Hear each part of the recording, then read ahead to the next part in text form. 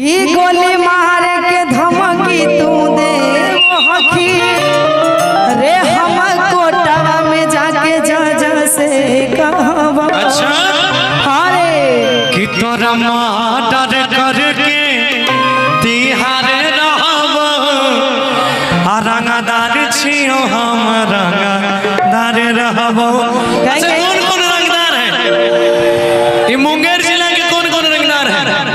गोली मार के धमकी तू दे वो हकी हम कोटवा में जाके जज से कहवा।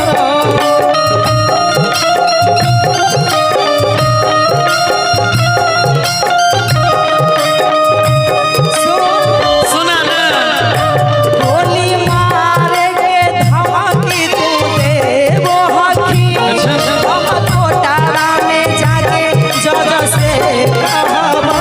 तोरा मर्डर करके तिहारे रहब रंगदार हियो हम रंगदार रहब।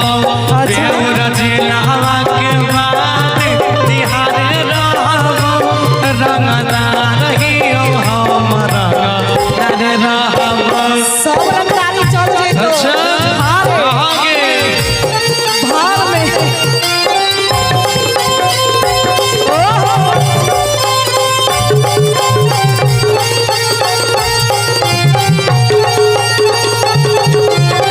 क्या हुआ? और इसे में कहेंगे कौन है भैया? इसे में कहेंगे इसे जाऊं बीच बजा दिया रोकतों के पुलिस प्रशासन। जाऊं बीच बजा दिया रोकतों के पुलिस प्रशासन। तब डरली फोन करी है जबन किच बजरिया रोकतों के पुलिस प्रशासन। तब डरली फोन करी है जब नेता विधायक देता तोरा आगे भाषण। तब डरली फोन करी है जब बीच बजरिया रोकतों के पुलिस प्रशासन। तब डरली फोन करी है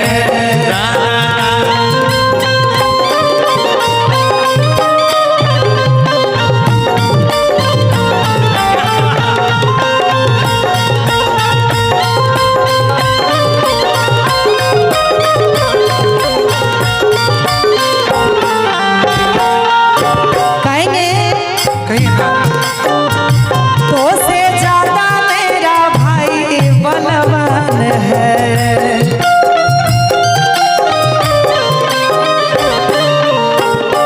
तो से ज्यादा मेरा भाई बलवान है।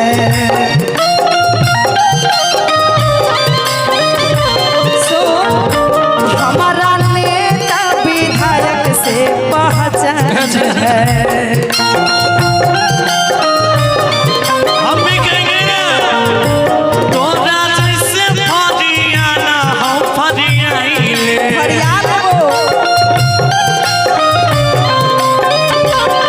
गे जौन बाप के बोलाना हम बोलाइले।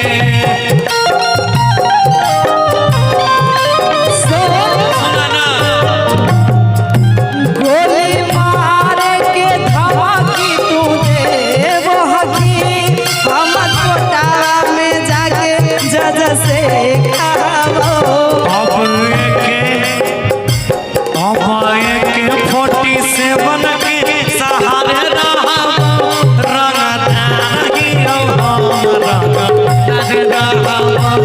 देउर जिलावा के बाद तिहारे रहब रंगदार हियो हम रंगदार रहब।